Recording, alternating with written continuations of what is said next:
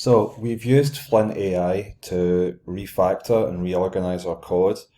We've got all these amazing comments now, very clear kind of subheadings.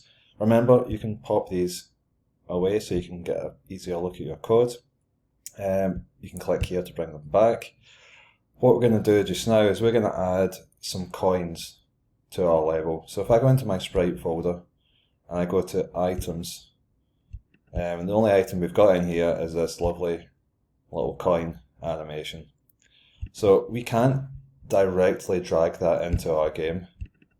We need to turn it into an object so that we can interact with it, and then we can drag it into our instances layer.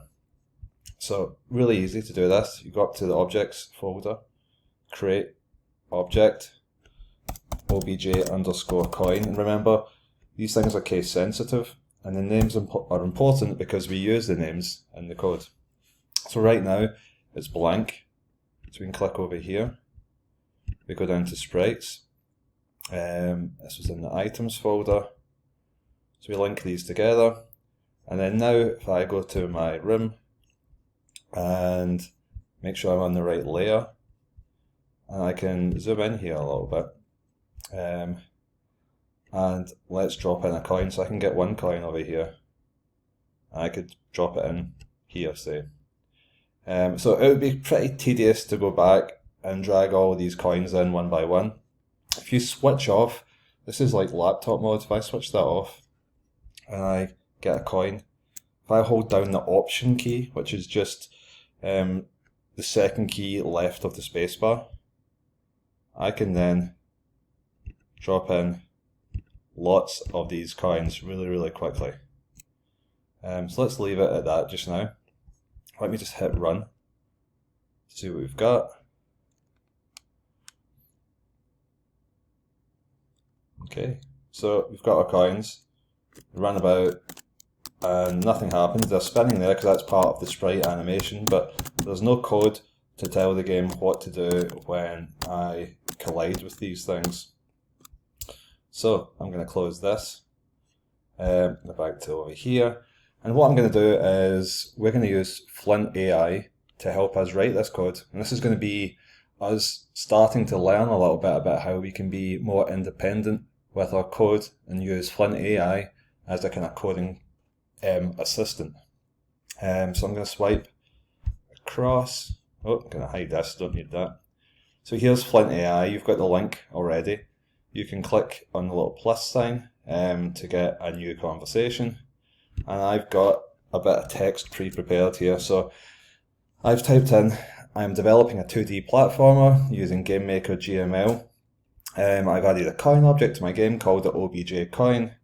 Using the code below, can you add simple beginner-friendly code that will allow the player to pick up the coin? In other words, removing it from the level.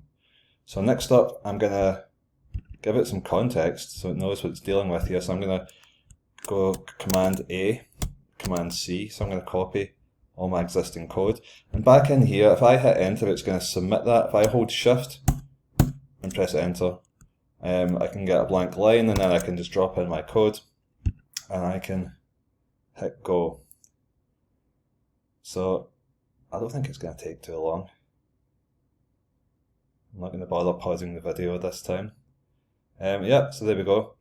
So it has given us the code that we can directly copy here and paste into GameMaker. It's used consistent headings and comments like we had before, and it's also given us a whole explanation of how it works over here, which is awesome for learning. And it's given us some optional enhancements, like some ideas of how to progress this further. It tells us where to place it. It gives you so much help. So let's just copy this. So it's copied to the clipboard. Let me jump across. In fact, where does it tell us to place it? At the very end of the step event. Okay, so let's go and do that. So I can click here to deselect my stuff. Got a blank line, Command V. It looks like it's written by me. So let's go and run it and see what happens. Okay, fingers crossed. Wow, super easy.